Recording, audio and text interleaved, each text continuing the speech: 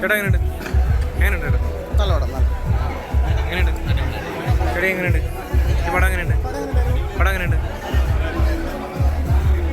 പടം? എങ്ങനെയുണ്ട്? ഇതേപോലത്തെ ശേഷം അടിപൊളിയാണ്. നല്ല നല്ല ചേട്ടാ എങ്ങനെയുണ്ട്?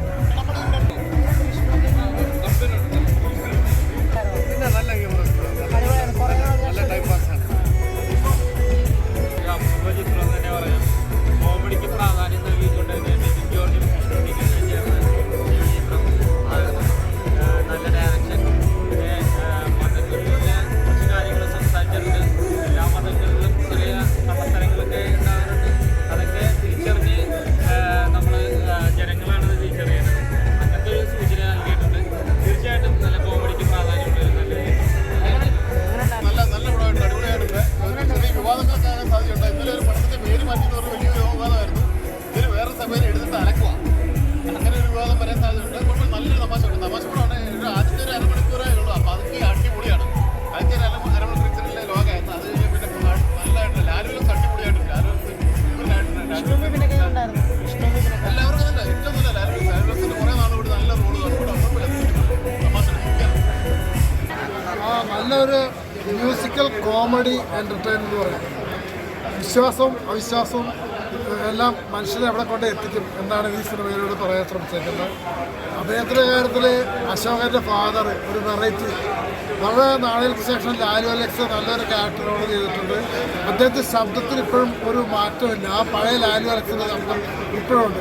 ഓരോ കഥാപാത്രങ്ങളും പിന്നെ ഇതിലെ ബിബിൻ ജോർജ്, ഉണ്ണികൃഷ്ണനാണ് അവർ മത്സരിച്ച് അഭിനയിച്ചൊക്കെയാണ്.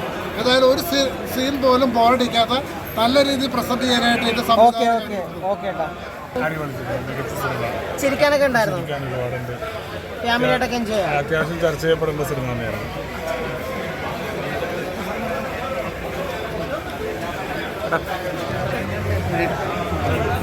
ബാക്കിയുള്ളവരോട് ചോദിച്ചോടാ. എങ്ങനെയുണ്ടായിരുന്നു?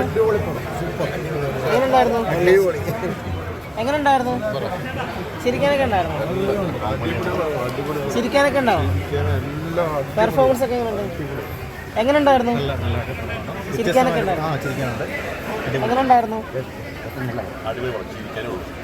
അടിപൊളി. എങ്ങനെ ഉണ്ടായിരുന്നു കേട്ടോ?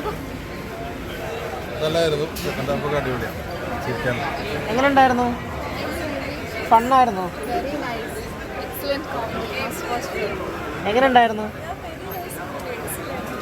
വിഷ്ണു ഒക്കെ എങ്ങനെയുണ്ട്? വിഷ്ണു ബീബിനൊക്കെ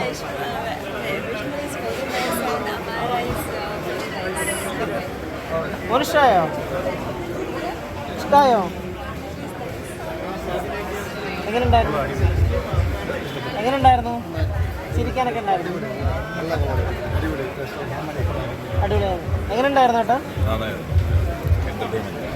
എങ്ങനെ ഉണ്ടായിരുന്നു? എങ്ങനെയുണ്ട്? ചിരിക്കാനൊക്കെ ഉണ്ടായിരുന്നു. ഫണ്ണായിരുന്നു. എങ്ങനെ ഉണ്ടായിരുന്നു? ചിരിക്കാനൊക്കെ ഉണ്ടായിരുന്നു.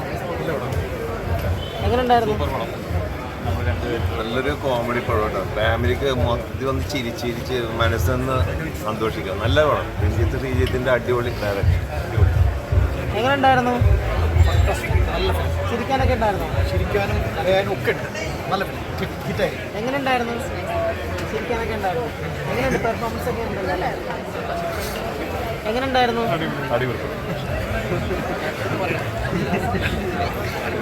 എങ്ങനെ ഉണ്ടായിരുന്നു? എങ്ങനെ ഉണ്ടായിരുന്നു? ചിരിക്കാനൊക്കെ ഉണ്ടായിരുന്നു. എങ്ങനെ ഉണ്ടായിരുന്നു? എങ്ങനെ ഉണ്ടായിരുന്നു?